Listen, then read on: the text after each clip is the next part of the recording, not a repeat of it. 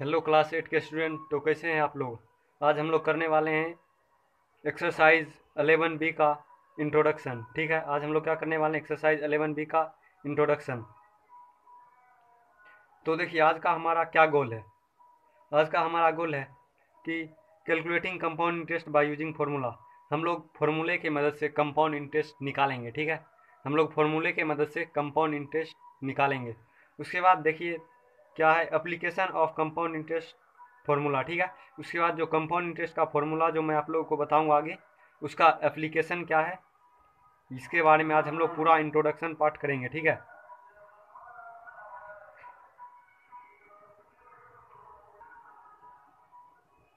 तो copy pen निकालिए और हो जाइए स्टार्ट।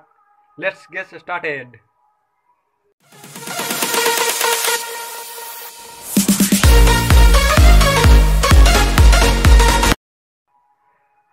तो जैसे कि मैंने आप लोगों को बता दिया हूँ कि आज हम लोग को करना है calculating compound interest by using formula. ठीक है, आज हम लोग को क्या करना है, कंपाउंड इंटरेस्ट निकालना है फार्मूला के मदद से। तो देखिए इसको हम लोग केस वाइज करेंगे। ठीक है, पहला केस देखिए क्या है।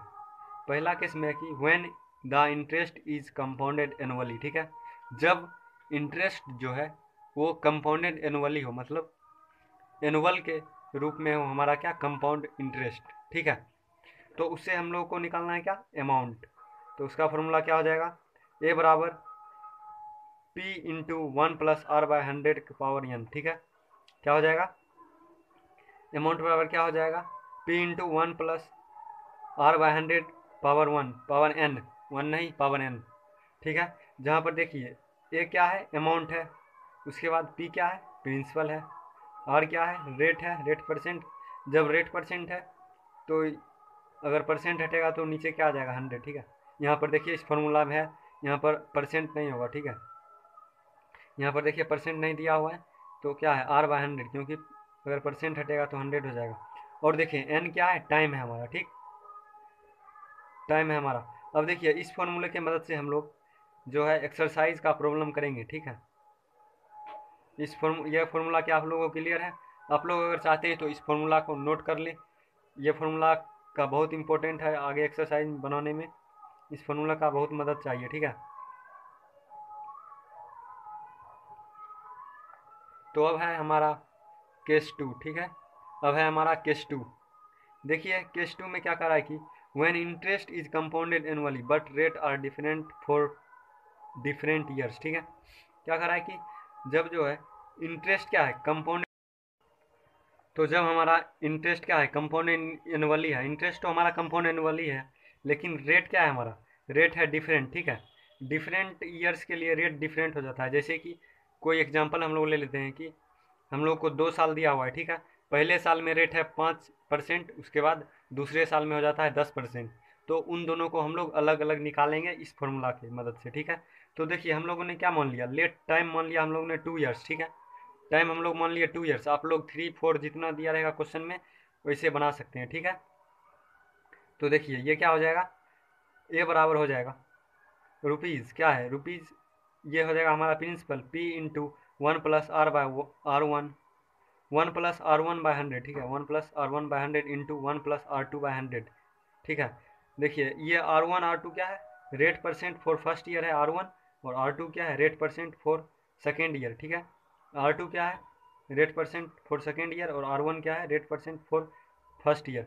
ऐसे ही अगर हम लोग को थर्ड ईयर का दिया हुआ रहेगा, 3 साल के लिए निकालने को कहेगा, तो थर्ड ईयर का भी रेट दिया हुआ रहेगा। ठीक है, तो उसमें हम लोग क्या करेंगे, यहाँ पर देखिए 1 + r2/100 किए हैं ना, तो आगे इसे कर देंगे 1 + r, इसे करेंगे 1 +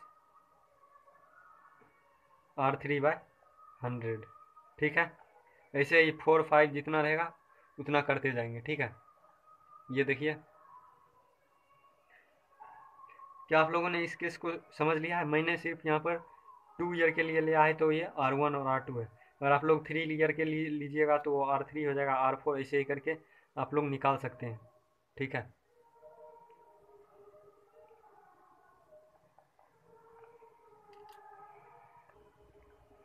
आप लोग ये दोनों फार्मूला को नोट कीजिए, ये फार्मूला पहला और ये दूसरा, दोनों फार्मूला बहुत इंपॉर्टेंट है एक्सरसाइज में। इससे क्वेश्चन रिलेटेड मिल सकते हैं, ठीक है, इससे रिलेटेड क्वेश्चन मिल सकते हैं एक्सरसाइज में। अब चलते हैं अगले केस की ओर, ठीक है।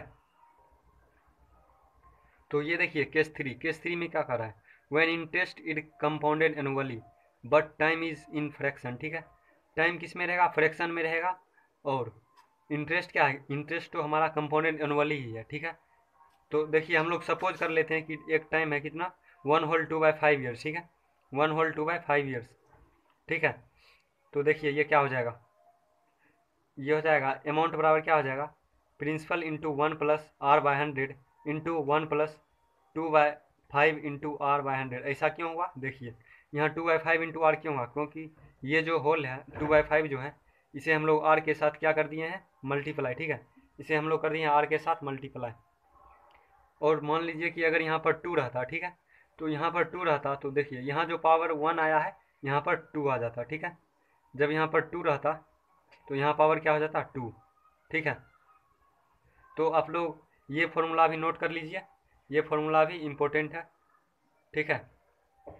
ये तीनों फार्मूला जो मैंने आप लोग को इससे पहले 2 केस में बताया, केस 1 और केस 2 में, वो दोनों भी इम्पोर्टेंट है, और उसके बाद ये फार्मूला भी, ये तीनों फार्मूला का हम लोग यूज़ करके एक्सरसाइज 11 भी बनाएंगे, ठीक है।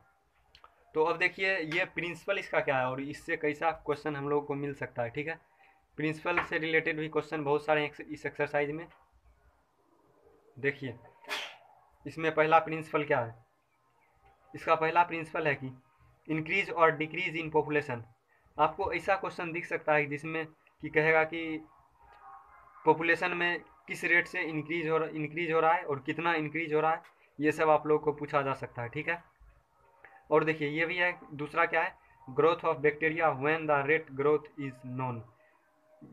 हम लोग को ये निकालने के लिए कहा जाएगा कि बैक्टीरिया का नंबर कितना बढ़ रहा है, और जबकि जब हम लोग को क्या दिया हो रहेगा, रेट इसका दिया हो रहेगा कि इस रेट से आर रेट से बैक्टीरिया बढ़ रहा है, तो उसका टोटल नंबर ऑफ कुछ सर्टेन टाइम के बाद उसका क्या नंबर हो जाएगा उस बैक्टीरिया का, ठीक है, बैक्टीरिया का कितना नंबर हो जाएगा, मतलब कितने सारे बैक्टीरिया जो है वो ग्रोथ कर जाएंगे, ठीक है। और ये देखिए क्या है, सॉरी ये डिप्रिसिएशन है, depreciation in the value of machine ETC at a given rate, ठीक है। आपको दे दिया जाएगा किसी चीज़ का रेट जो है वो घट रहा है, ठीक है। जैसे कि एग्जांपल ले लीजिए मशीन है या फिर कोई वस्तु ही हो गया, उसका रेट घट रहा है, तो उसमें उसमें वही भी क्या हुआ, एप्लीकेशन है कंपाउंड इंटरेस्ट का, ठीक है, कंपाउंड इंटरेस्ट फार्मूला का एप्लीकेशन है। तो ये तीनों जो एप्लीकेशन है, इन तीनों को आप लोग एक बार अच्छे से देख लीजिए। इसी से क्वेश्चन, डिप्रेशिएट मतलब क्या होता है, घटना होता है, ठीक है, डिप्रेशिएट मतलब होता है घटना। इसी तीनों एप्लीकेशन से रिलेटेड क्वेश्चन मिलेंगे हम लोग को एक्सरसाइज में, ठीक है। तो अब देखते हैं कि ये तीनों जो एप्लीकेशन है इसका फॉर्मूला क्या हो सकता है। अब देखिए अगर रेट इंक्रीज कर रहा है तो ये फॉर्मूला क्या हो जाएगा, अगर वैल्यू जो है इंक्रीज कर रहा है तो फॉर्मूला क्या हो जाएगा, पी मतलब यहाँ पर क्या हो जाएगा, देखिए पी मतलब हो जाएगा गिवन पॉपुलेशन या नंबर ऑफ बैक्टीरिया, ठीक है, गिवन पॉपुलेशन या नंबर ऑफ बैक्टीरिया। या फिर एक चीज़ आप लोग यहाँ पर और भी लिख सकते हैं कि गिवन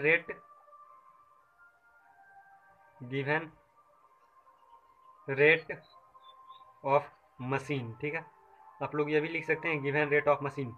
पी का ये तीनों मान मिल सकता है क्वेश्चन में, ये तीनों वैल्यू पी का हो सकता है कि पॉपुलेशन दिया हुआ है और क्या दिया हुआ है, नंबर ऑफ बैक्टीरिया दिया हुआ है, और या फिर गिवन रेट ऑफ मशीन का कितना दम है वो दिया हुआ है, ठीक है। तो इंक्रीज के लिए क्या फॉर्मूला हो गया, P into 1+r/100 power n, ठीक है, P into 1+r/100 power n, ठीक है। ये किसके लिए हो गया, इंक्रीज के लिए, इंक्रीज के लिए ये है।